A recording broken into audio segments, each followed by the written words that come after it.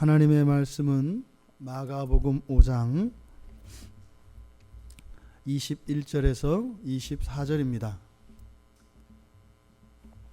마가복음 5장 21절에서 24절 말씀,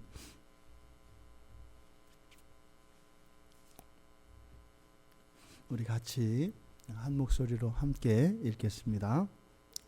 예수께서 배를 타시고 다시 맞은편으로 건너가시니 큰 무리가 그에게로 모이거늘 이에 바닷가에 계시더니 회당장 중에 하나인 야이로라 하는 이가 와서 예수를 보고 발 아래 엎드려 간곡히 구하여 이르되 내 어린 딸이 죽게 되었사오니 오셔서 그 위에 손을 얹으사 그로 구원을 받아 살게 하소서 하거늘 이에 그와 함께 가실새 큰 무리가 따라가며 애워싸며 밀더라.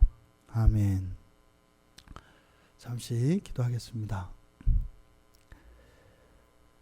진리의 영이신 성령 하나님, 이 시간 저희들 마음속에 모든 전제들을 거두어 주시고 어둠을 밝히셔서 이 시간 선포되어지는 진리의 말씀이 저희들의 본성을 바꾸고 저희들의 마음을 기경하며 저희들의 삶 속에 하나님의 은혜의 역사가 나타나는 귀한 은혜를 허락하여 주시옵소서. 감사하며 예수님의 이름으로 기도드리옵나이다. 아멘. 내 딸에게 손을 얹으소서라고 하는 제목으로 설교하려고 합니다. 지난주 캐나다에서 예기치 않게 목사님이 오셔서 또 이제 말씀을 들었고요. 그 전주까지 했던 설교가 바로 거라사 지방에서 하나님 나라의 교두보를 건설하는 의미에서 군대 귀신들을 물리치셨던 그 사건에 대해서 우리가 살펴보았습니다. 이제 예수님께서 그 지역을 지배하고 있던 군대 귀신을 물리치셨습니다. 그것은 곧 그 땅에 하나님의 통치가 임한 것을 의미합니다. 하지만 사람들의 반응은 예수님이 떠나는 것이었습니다. 예수님이 왕이 되어 주시기 위하여 그곳으로 가셨는데, 그리고 그들을 붙잡고 그들의 인생을 숭령 지어놓고 종의 사슬로 메어놓았던 이 사단의 권세를 꺾어 놓으셨는데, 그에 대한 백성들의 반응은 떠나시기를 간구하는 것이었습니다. 그래서 예수님께서는 배를 타시고 다시 맞은편으로 오십니다. 그러니 아마 가버나움일 것으로 여겨집니다. 이제 바다를 건너 가버나움으로 건너편으로 오니까 정반대의 상황이 연출됩니다. 똑같은 것은 사람들이 모여드는 것이고 다른 것은 사람들의 반응입니다. 저쪽에서는 예수님께서 떠나주시기를 간구했습니다. 이제 이쪽으로 넘어오시니까 여기에서는요, 주님의 도우시는 손길을 필요로 하는 사람들, 그 큰 무리가 있었습니다. 언제나요, 주님이 가시는 곳에서는 주님의 도움을 청하는 자들이 있고 주님이 떠나시기를 원하는 자들이 있다는 것을 우리가 알게 합니다. 그것은 교회 안에서도 마찬가지고 또 그것은 우리들도 마찬가지입니다.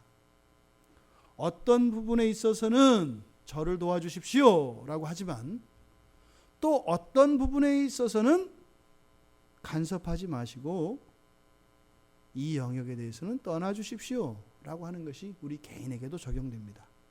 그러니까 이 하나님 나라의 원리는 그 규모를 좁히고 축소한다 하더라도 동일한 일들이 항상 똑같이 일어납니다. 이것이 진리입니다. 어떤 때는 이렇고 어떤 저런 때는 또 다른, 이런 예외가 없습니다. 진리는 항상 진리인 것입니다. 그러니까 지금 이 본문에서 우리에게 보여주시는 것은 바로 주님께서 재림하셔서 완성시키기 이전에 이 땅에서의 삶, 신자들의 삶이 어떠한 것인가를 보여주는 겁니다. 그러니까 지금은 바다 양쪽 편을 가지고 하나님 나라의 관점에서 보여줬습니다만 이것을 한 개인의 내면으로 축소시켜도 동일한 일이 일어난다는 겁니다. 그러니까 함부로 나는 예수를 믿고 나는 예수님께 기도하는 사람이고 예배하는 사람이니까 나는 단 한 번도 예수님을 떠나가라고 한 적이 없다. 성경은 그렇지 않다고 얘기합니다. 두 마음이 항상 있다는 겁니다. 바로 이 일을 위하여 예수님께서 이 땅에 오신 것이죠. 지금 여기에서 예수님께서 떠나라고 하든 거라사 지방의 사람들이 떠나라고 할 때 주님이 그들을 설득하지 않으세요. 내가 여기 온 것은 하나님 나라를 세우기 위해서 온 것이고 너희들을 구원하기 위해서 온 거다. 내가 있는 게 너희들에게 유익이 된다. 이렇게 설명하지 않으십니다. 그대로 떠나십니다. 하지만 주님의 도움을 필요로 하는 사람들에게는 그들이 찾지 않아도 먼저 찾아오시는 주님인 것을 또한 우리가 이 본문에서 알게 됩니다. 그런데요, 지금 예수님께서 다시 맞은편으로 건너가실 때 배를 타십니다. 지금 이 앞에는 정관사가 생략되어 있어서 그냥 단지 이 배를 타시고 할 때 이 배가 의미하는 것은 걸어서 갔느냐, 배를 타고 갔느냐, 말을 타고 갔느냐, 교통수단을 이야기하는 게 아닙니다. 그래서 여기는 그라는 말이 생략되어 있어요. 그 배를 타고 가셨다. 물론 배이기 때문에 교통수단입니다. 그러니까 배라는 교통수단을 이용해서 바다를 건너셨다라고 하는 의미도 있습니다. 그런데 더욱 중요한 것은 그 배라는 사실이에요. 그 배는 무엇이에요? 바로 풍랑을 잠재우셨던 그 배입니다. 예수님께서 바람을 향하여 파도를 향하여 명령하실 때 딛고 섰던 그 배라 말입니다. 또한 거라사 지방에 하나님 나라의 교두보를 세우시기 위하여 당당하게 하나님 나라의 대장으로 왕으로 내리셨던 바로 그 배다 이 말입니다. 그러니까 지금 타고 가는 그 배는 단순한 운송수단이 아니라 바로 누구예요? 왕이 타신 그 배를 말하는 거예요. 왕이신 예수께서 왕이 타는 그 배를 타고 건너가셨다. 그럼 무엇이에요? 단순한 예수님의 위치, 장소 이동만을 이야기하는 것이 아니라 뭐예요? 하나님의 왕의 통치가 함께 옮겨져 갔다. 이런 의미다 이 말입니다. 그러니까요, 그 왕의 배를 타고 내리신 그 왕, 그분이 그 배에서 내리시면 어떤 일이 일어날까요? 지금 예수님은요, 전쟁을 하시고 개선가를 부르며 돌아오시는 거죠. 적을 물리치시고 지금 돌아오신 거다 이 말입니다.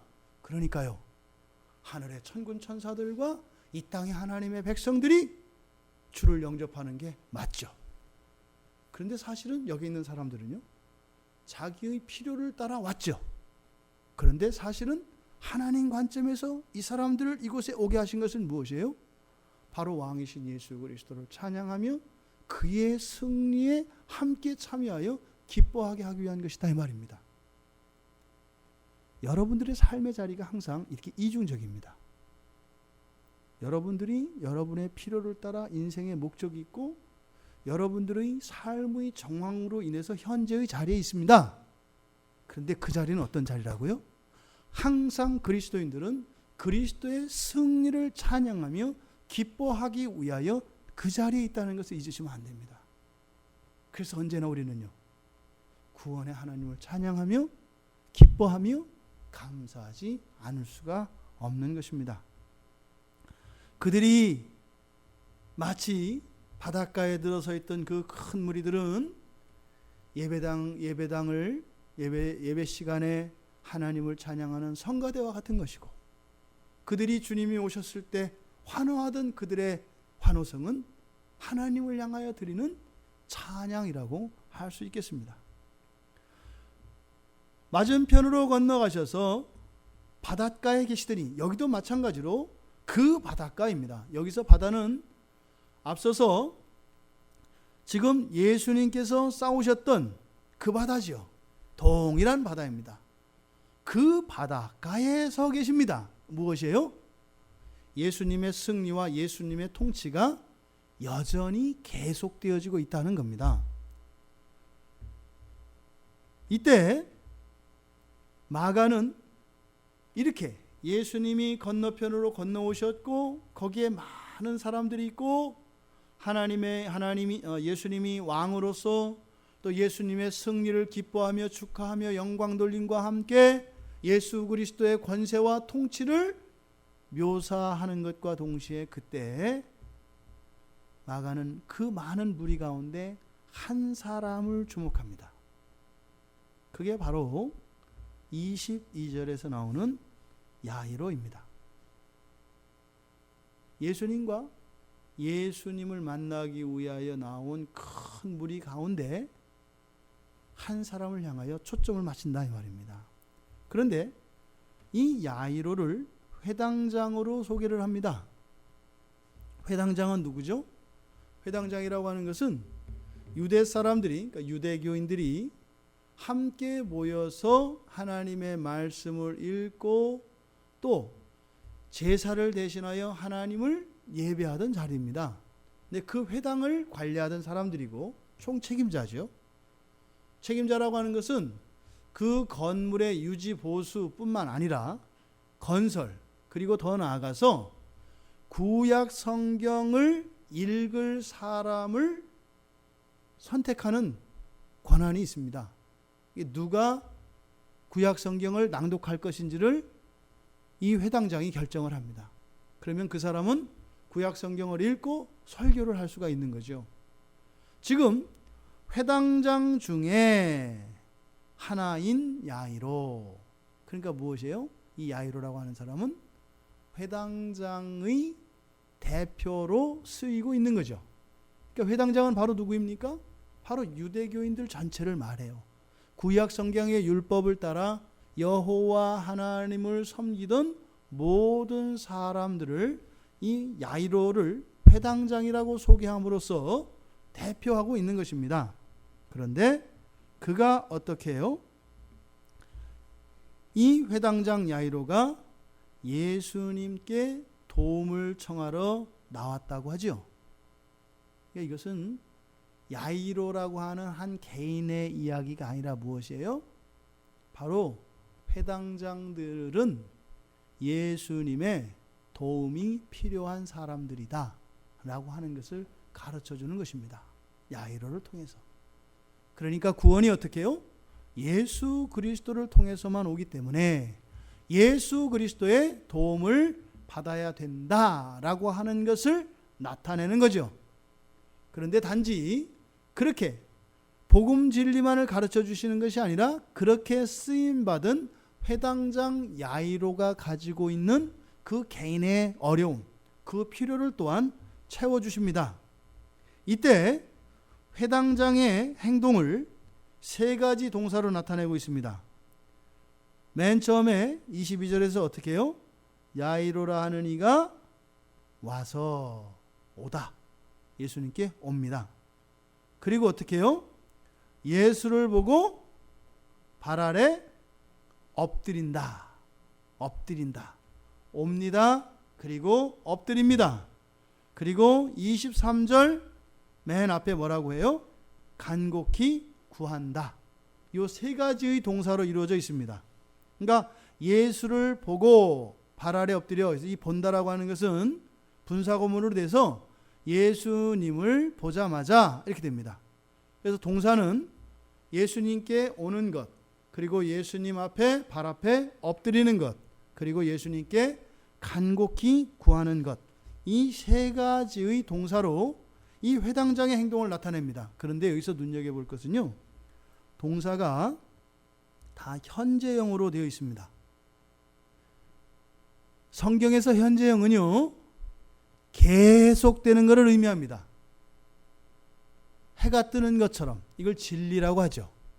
계속되는 것을 의미해요. 그러니까 회당장이 한 이 행동, 주님께 오고 엎드리고 구하는 것은 바로 주님이 오실 때까지 예수 그리스도를 믿는 이들의 삶 속에 계속 되어져야 하는 것을 말한다 이 말입니다. 이걸 우리가 신앙생활이라고도 하고 이것이 우리의 삶입니다. 그리스도인들과 비그리스도인들의 삶의 차이가 여기에 오는 겁니다. 그리스도인은 뭐예요? 언제나 주님 앞으로 나가고 주님 발 앞에 엎드리고 주님께 구하는 겁니다. 이게 그리스도인의 삶의 방식입니다. 여기에서 차이가 나오는 겁니다. 자, 그런데 여기서 오다, 엎드리다, 간곡히 구하다 라고 하는 이 세 개의 단어 가운데 맨 앞에 주님 앞에 오다라고 하는 이 동사만 수동태 또는 중간태로 되어 있습니다. 그러니까 이것을 어색하지만 우리말로 번역하면 어떻게 되는 거예요? 옴을 당하다, 오게 되었다 이런 거죠. 내가 자발적으로 능동적으로 온 것이 아니라 어떻게 했다는 거예요? 오게 되었다 이 말이에요. 그러니까 어떤 상황 또는 어떤 힘에 의해서 이 자리에 주님 앞에 나오게 되었다 이렇게 의미한다 이 말입니다. 우리가 주님 앞에 나올 때는 늘 뭐예요? 우리가 오는 것이 아니라 어떻게 되는 거예요? 오게 되는 거죠. 여러분들이 오늘 이 자리에 예배에 참석하셨잖아요. 오셨습니다. 하지만 성경은 뭐라고 해요? 주님의 은혜가 있지 않고서는 올 수 없었다라고 얘기를 하는 겁니다. 그것을 오게 되었다. 근데 여기서 우리말에서는 그냥 와서라고만 표현되어 있기 때문에 그 의미가 잘 나타나지 않습니다. 그러니까 온다라고 하는 이 동사가 뭐예요? 내가 주님의 은혜로 오게 되었다라는 것이고 오는 행위의 주체가 또한 누구라는 거예요? 나라는 거예요. 대신 누구를 보낼 수 있는 게 아니다 이 말입니다.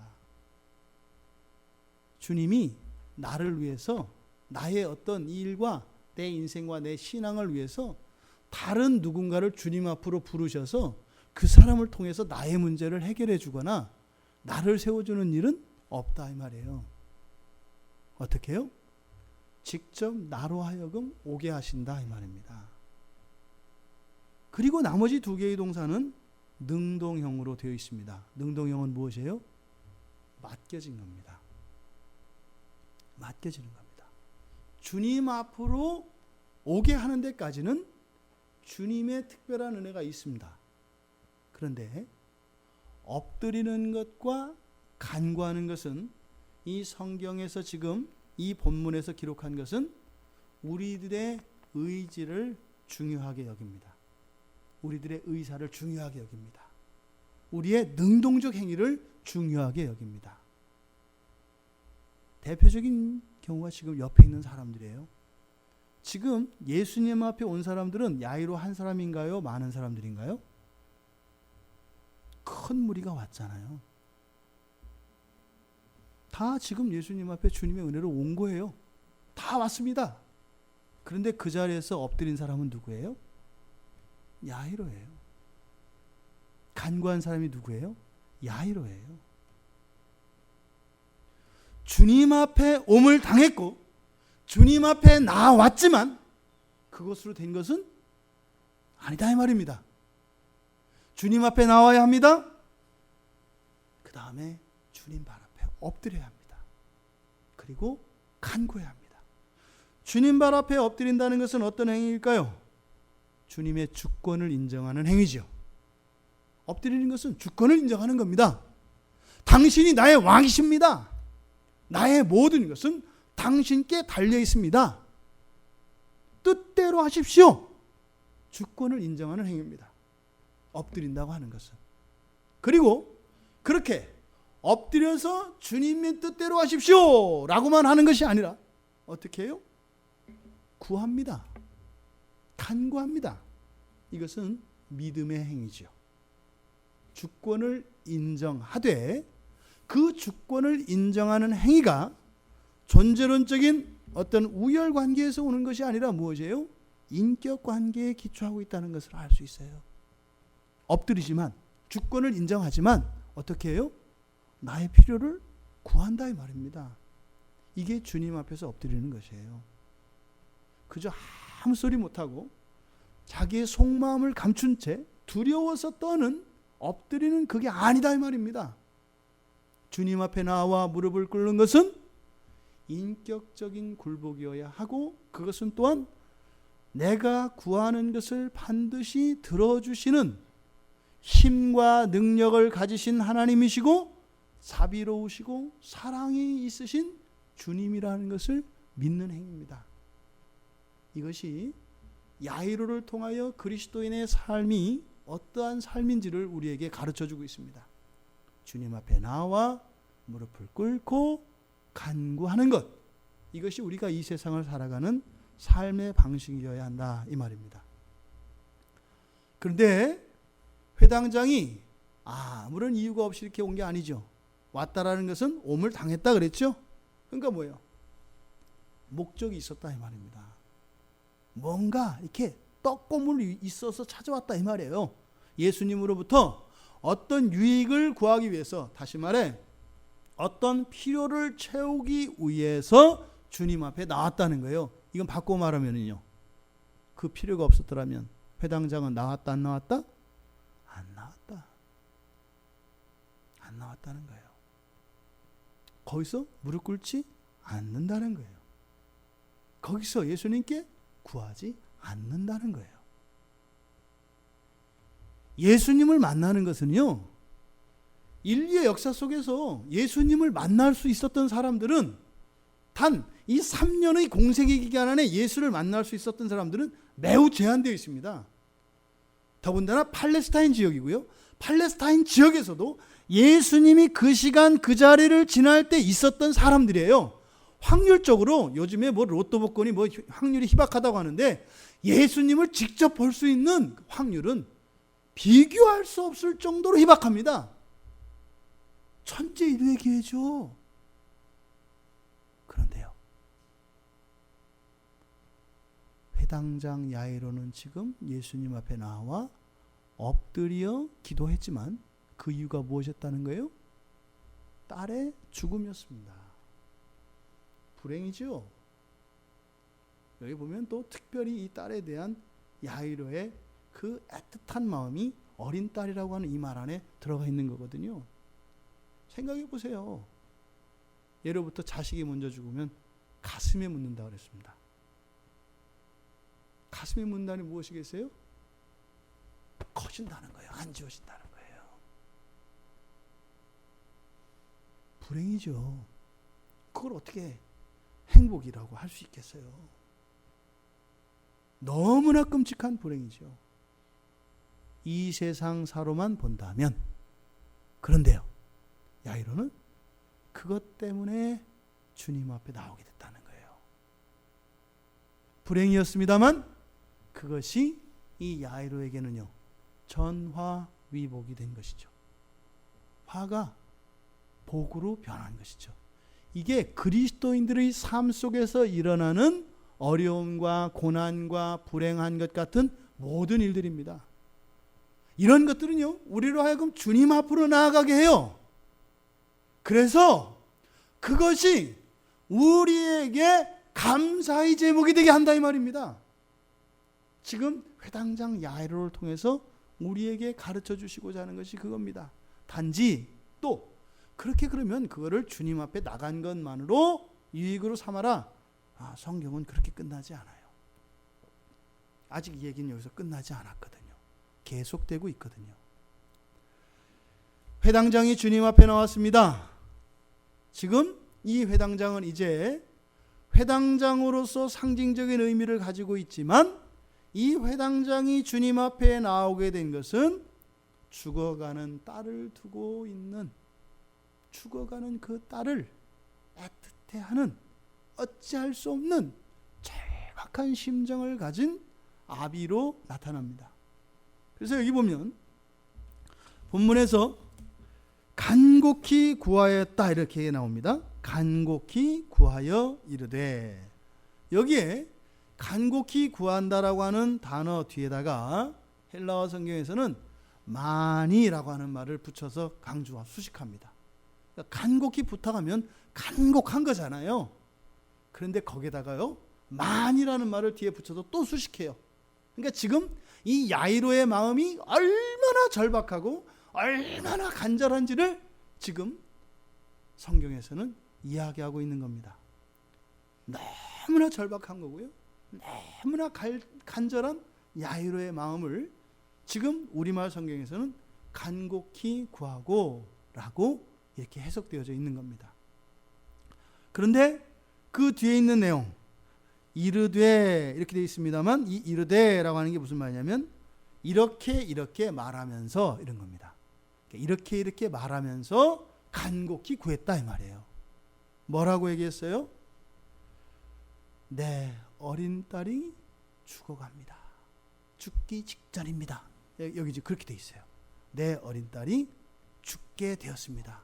그래서 내 어린 딸과 죽음 앞에 있는, 즉 임종 직전에 있다고 하는 이 말이 이 헬라어 성경에서는 강조되어 있습니다. 말의 순서를 바꿔요. 그래서 원래는 헬라어 성경에서는 뭐 한다, 누가 이런 순서로 나와요. 뭐 한다, 누가, 어떻게. 이게 정상적인 어순입니다. 그런데 이 주어를 강조할 때는 이거를 문장의 앞으로 뺍니다.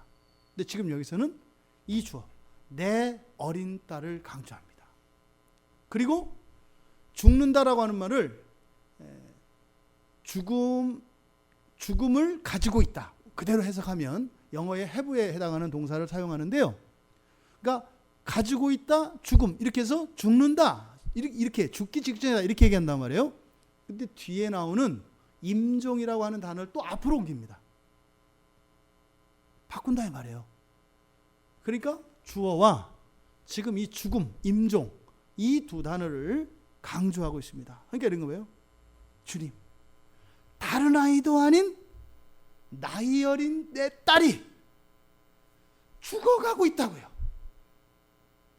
이렇게 얘기를 하면서 주님께 간절히 아주 절박한 심정으로 간구했다.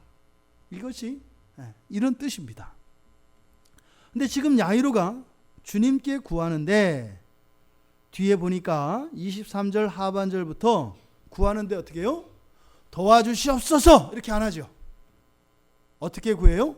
아주 구체적으로 구합니다. 그러니까 주님이 뭘 해주리? 내가 너에게 뭘 해주랴? 그랬을 때 이거 해주세요, 이거 해주세요, 이거 해주세요라고 정확히 이야기한다 이 말입니다. 왜 그럴까요? 딴소리 할까 봐 그래요. 주님 배고파요, 밥 주세요. 밥 주고 나면 딴소리 한단 말이에요. 그런 거 있잖아요 여러분. 여러분들 왜 집사님들과 동료들 같이 식사하러 갔을 때 주문할 때 마음대로 하는 분들이 있어요. 뭐 시킬까? 그럼 집사님 먹고 싶은 거 시켜. 나 아무거나 괜찮아. 근데 시키고 나면 꼭 뭐라 그래요? 아 그거는 별로더라. 아니 마음대로 하라고 했으면 시키면 가만히 있어야죠. 그래 또 바꾸면 뭐래요? 그거 나 오늘 아까 점심에도 먹었는데. 우리가 늘 그래요. 그러니까 주님은 이미 아시는 거예요. 그러니까 어떻게 해요? 정확하게 메뉴를 얘기하라 이거예요. 그리고 얼큰하게 할 건지 짭짤하게 할 건지 맹숭맹숭하게 할 건지 뭐 MSG를 넣을 건지 아니면 천연조미를 넣을 건지 정확히 얘기하라는 거예요. 왜요? 그것 때문에 불행해지니까. 하나님이 뭘 도와주시면 어떻게 해요? 그것 때문에 괴로워하니까. 그래서 이렇게 해야 하나님이 들어주신다라고 하는 의미는 뭐예요? 우리가 그렇게 해야 만족하는 존재들이라는 겁니다. 실제로 뭐 주님한테 우리가 맨날 구체적으로 해야 그렇게 응답을 해주시나요? 아니거든요. 우리 얘기를 하는 거죠. 그랬을 때 비로소 감사할 수 있다 이겁니다. 꼭 찍어서 얘기를 해야. 지금 구체적으로 이야기합니다.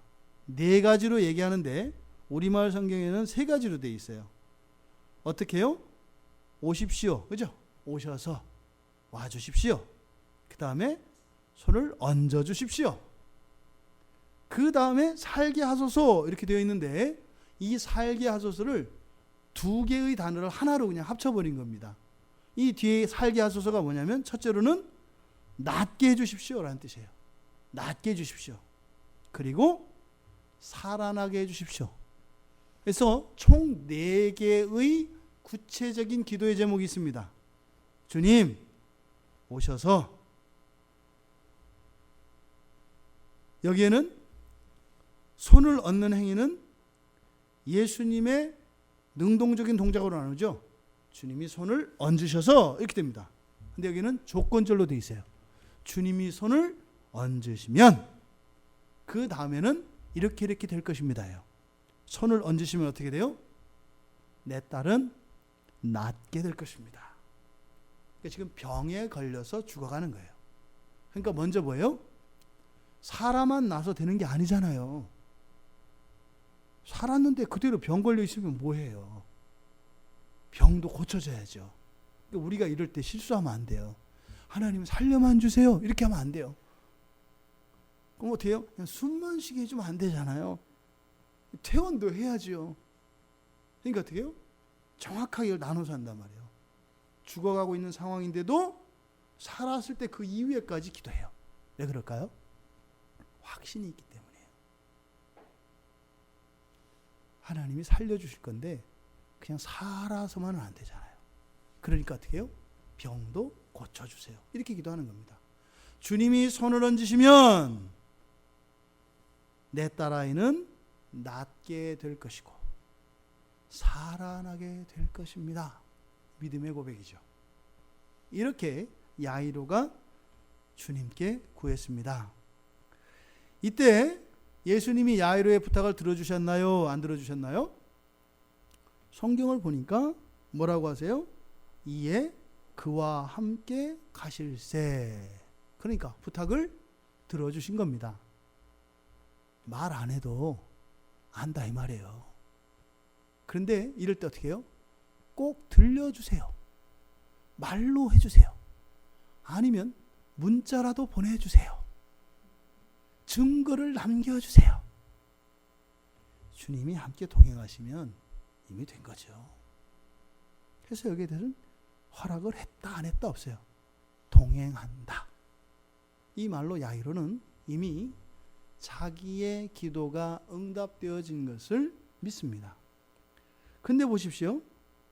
이제 예수님께 와서 엎드리고 간구한 것은 야이로였고, 그 야이로와 함께 예수님이 가심으로써 이제 야이로의 소원은 성취한 것입니다.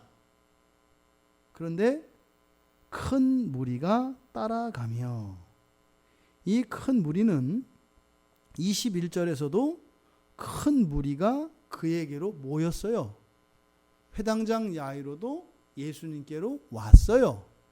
근데 회당장 야이로는 예수님께 엎드려 구하여서 자기의 필요를 채웠습니다. 그런데 이 큰 무리는요, 예수께로 와서 그냥 예수만 따라다닙니다. 도움을 청한 것은 야이로입니다. 큰 무리들이 왜 따라가요? 이상하죠? 왜 따라가냐 이 말이에요. 애워싸고 있습니다. 더군다나 뭐라고 하냐면 큰 무리가 따라가며 애워싸고 있다 그래요.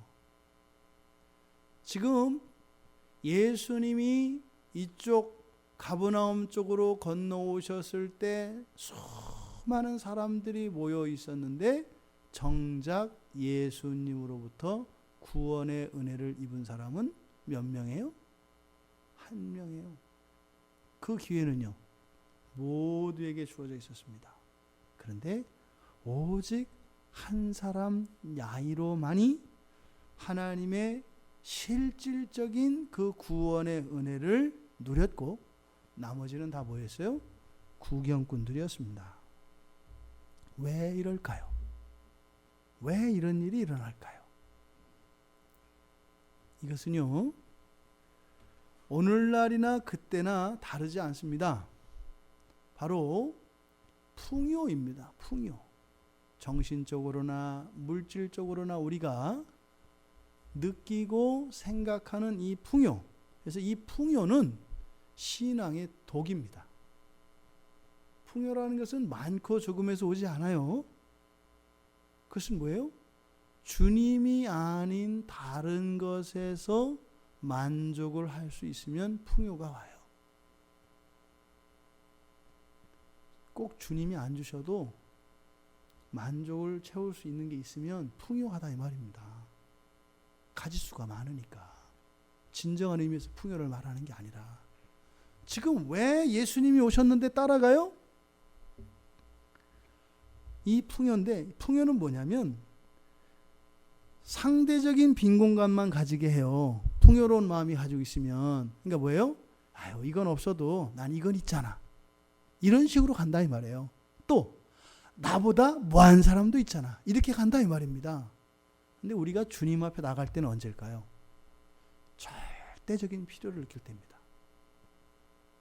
절대적인 필요를 느껴야 우리는 주님께 가요. 야이로가 왜 엎드렸어요? 절대적으로 필요하기 때문이에요. 그러니까 이거는 꼭 딸이 죽게 되었거나 뭐 이런 것만 심각한 상황을 얘기하는 게 아니에요. 중요한 것은 우리의 마음입니다. 어떤 거 하나가 필요한데 이게 상대적인 필요가 아니라 절대적인 필요면 주님 앞에 나가는 거고요. 아니면 주님 뭐 없어도 그냥 제가 참고 살아요. 이런다 이 말이에요. 그러지 말라는 거예요. 욕심이냐 아니냐가 아니라 이런 절대적인 빈곤, 절대적인 필요를 느끼면 주님 앞에 나아가게 되어 있다 이 말입니다. 왜 이런 풍요가 기초할까요? 이것은 이 세상을 살아가는 생활의 필요만을 생각하면 풍요로워집니다. 그러잖아요. 왜 그 굉장히 가난한 나라 사람들이 행복지수가 높다면서요. 왜 높아요? 풍요롭기 때문에 그래요. 그들은 나름대로 왜 그럴까요? 그저 이 세상 살아가는 데만 이들은 어떤 필요를 느끼니까 그냥 참고 욕심 버리고 뭐 스님들이 얘기하는 것처럼 이런 소유나 이런 것들에 대해서 모든 욕심을 다 비우니까 뭐 걱정거리 없더라. 아이 뭐 구정물을 먹으면 어떻고 쓰레기를 뒤져서 먹으면 어떠냐. 어차피 먹어서 소화시키는 거고 인생이 그런 거지 뭘 그런 걸 갖고 그러냐. 말도 안 되는 빈곤의 상태인데 그 사람들은 뭘 느껴요? 풍요를 느껴요. 그러니까 이 풍요라는 것은 그저 이 세상을 살아가는 생활에만 관심이 있으면 풍요를 누리게 되어 있어요. 여러분들이 우리가 신앙생활하다 보면 있어요. 어떤 분들을 보면 굉장히 좀 어려운 상황이에요. 그럼 당연히 어떻게 돼요? 주님께 구해야 되거든요. 왜 안 구해요? 풍요로운 거예요. 심지어는 그런 고통을 말하면서 내가 이렇게 고통스러운 사람이야 하면서 마치 그것을 즐기는 것 같이 보이는 사람이 있어요. 진짜 고통스러우면요. 도움을 청해야 돼요. 근데 안 나와요. 왜요? 아직 배부른 겁니다. 이 풍요가 그래서 우리의 신앙에는 독이라는 겁니다. 그렇다면 우리가 이런 신앙의 독이 되는 이런 풍요를 느끼지 말아야 되지 않겠습니까? 어떻게 하면 느끼지 않을 수 있겠는가? 생활의 필요가 아니에요. 왜요? 생활은 어차피 하나님이 책임지시고 계시기 때문에요. 우리가 이렇게 하든 저렇게 하든 어차피 하나님이 책임지고 계세요. 그러니까요. 죽어도 안 죽는다는 걸 알아요. 죽을 것 같다고 얘기를 하지만 사실은 속으로는 굶어야 죽겠어? 이게 있다 이 말이에요. 근데 그 위에가 풍요 위에서 고민을 한다 이 말입니다. 그러니까 절대 이 현세에서는 그런 절대적인 필요를 못 느낍니다. 왜요? 알거든요. 하나님의 은혜를. 내가 죽을 때가 되면 진짜로 죽게 되면 하나님이 도와주신다라고 하는 본능적인 이런 신지식이 있어요. 그리스도인들에게는. 죽겠다고 하지만 사실은 뭐예요? 완전히 말고. 이게 있다 이 말입니다. 그래서 우리가 이 신앙의 독이 되는 이러한 잘못된 풍요를 누리지 않기 위해서는 이 세상을 살아가는데 필요, 생활의 필요가 아니라 바로 하나님 나라의 질서와 하나님 나라의 통치에 대한 필요를 느끼면 항상 절대적인 필요를 느낍니다. 무슨 말이에요? 이 세상의 모든 물질과 부와 권력이 주어져도요, 절대적인 필요 안에 있어서 그것으로 인해서 우리가 죄에 빠지거나 주님으로부터 멀어지는 일은 없다 이 말입니다. 그게 없으면요, 아무것도 가진 거 없으면서 구하지 않게 된다고요. 이게 얼마나 소름 끼치는 얘기인지 몰라요. 그래서 주님이 뭐라고 하셔요? 먼저 뭘 구하라고요? 하나님 나라와 그의 뜻을 구하라고 하는 이유가 이게 먼저야? 나 먼저? 이게 아니에요. 그렇게 하지 않으면 우리에게는 절대적인 필요가 생기지 않아서 주님 앞에 나가도 무릎 꿇지 않고 구하지 않아요. 잘못된 풍요가 여러분들의 삶 속에서 빠져나가기를 바랍니다. 마음을 비우자, 욕심, 그거 아니에요. 뭐예요?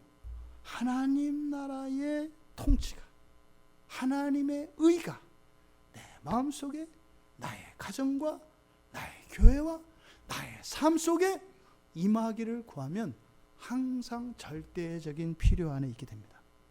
주님 앞에 나오게 돼 있어요. 그건 다른 데서 해결 못해요. 아무리 돈 벌고 뜻대로 다 돼도 그 필요는 안 채워져요. 그래서 주님 오실 날만 기다리면서 살게 돼요. 아무 문제 없어요. 그런데 안 채워져요. 주님을 친히 뵙지 못하고서는 내 마음이 차워지지 않겠나이다. 주여 속히 오시옵소서. 하지만 아직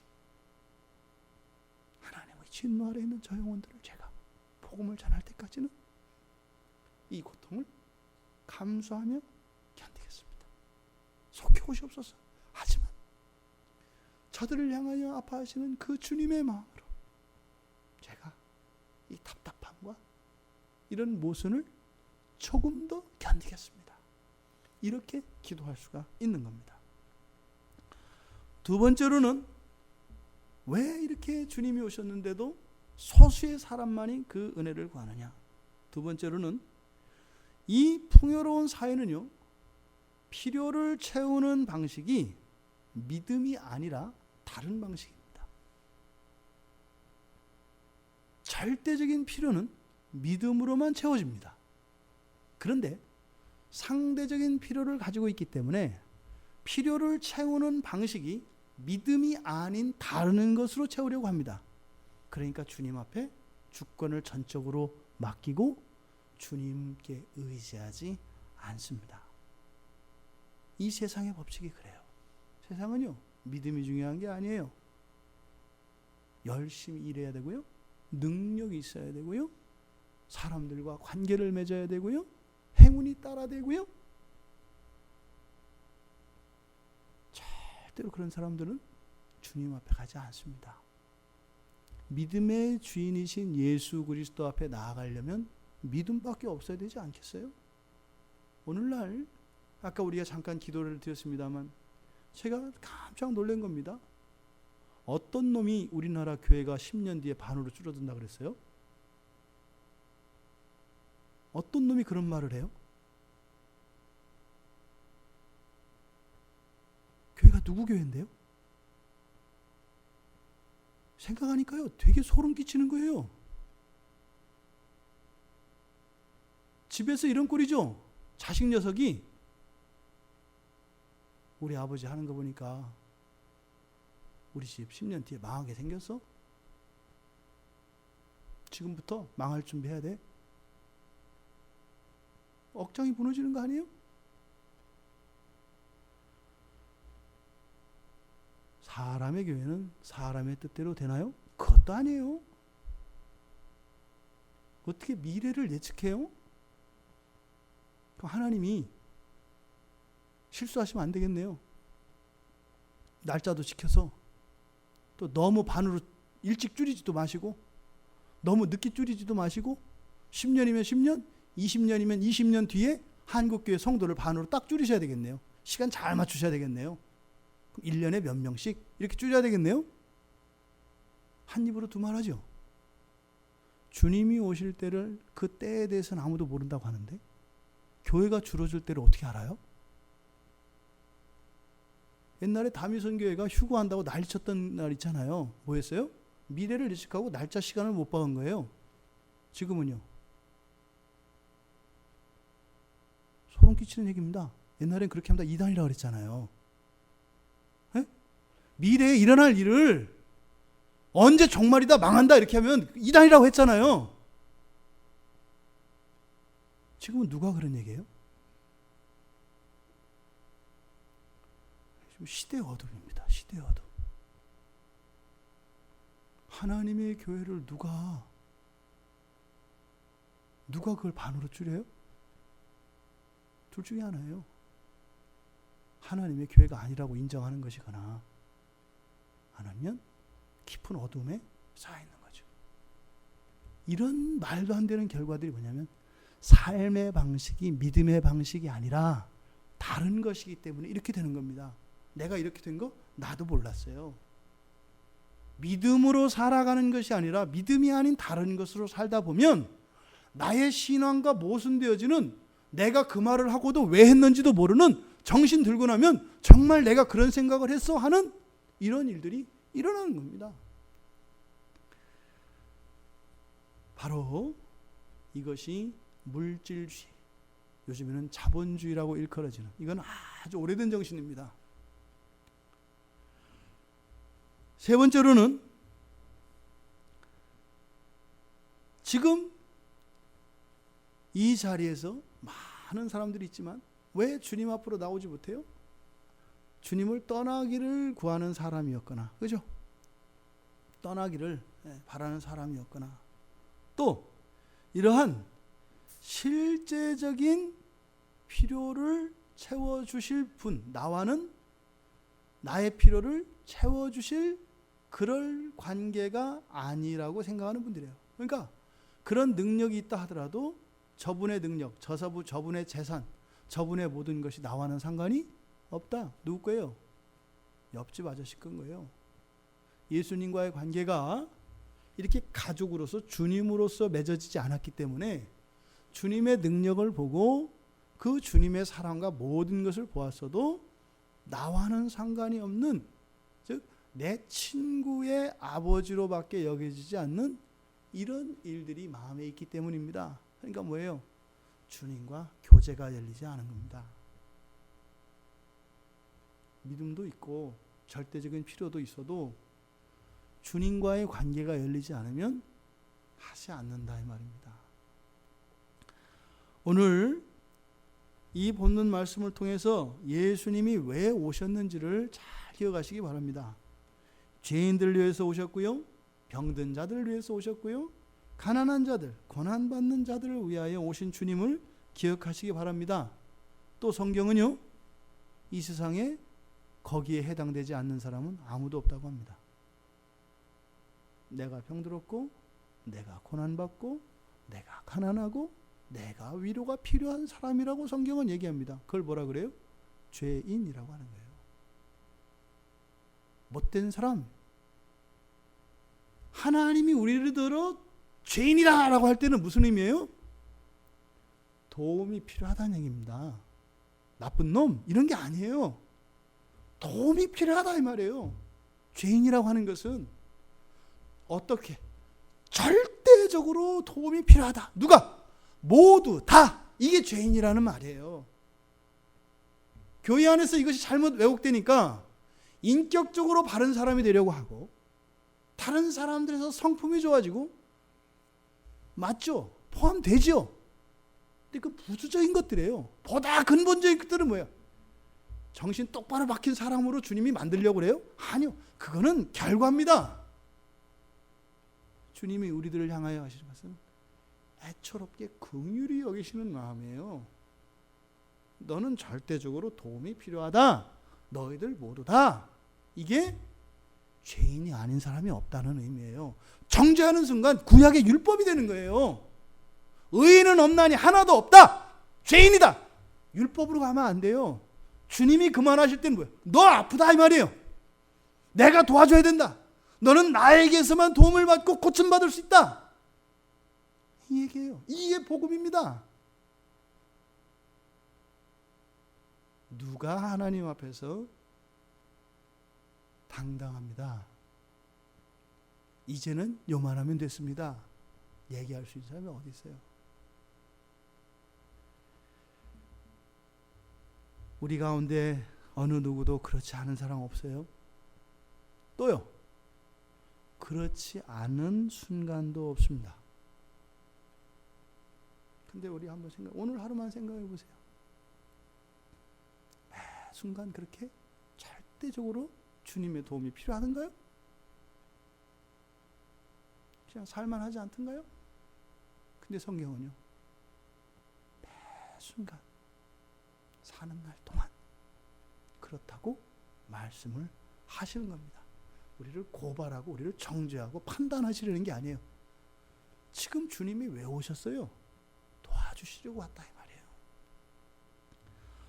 복음은 모두에게 언제나 절대적으로 필요합니다. 하지만 의인들로 생각하는 이들에게 그들이 생각하는 필요는 그 의미가 달라집니다. 그 사람들은 뭐예요? 단지 모여들 뿐입니다. 단지 구경할 뿐입니다. 단지 예배 보러 올 뿐입니다. 예배하고 예배를 드리는 사람들이 아니라 예배 보러 오는 사람들이다 이 말입니다. 그것을 여기서는 큰 무리라고 이야기했습니다.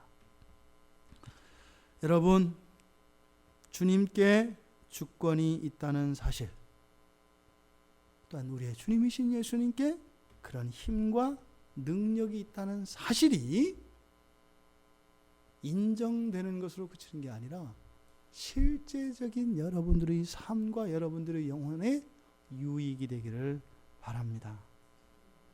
따라다니는 자들이 아니라, 거절하는 자들이 아니라 주님께 나와서 엎드리고 간구할 수 있는 복된 사람들이 되시기를 바랍니다. 야이로가 내 딸에게 손을 얹으소서 한 것처럼 주님, 나의 필요를 채워주소서 이렇게 기도하며 응답받으심으로 그것으로 주님과의 사랑이 깊어지고 주님과의 사랑이 날마다 커가는 여러분들 되시기를 주님의 이름으로 축원드립니다.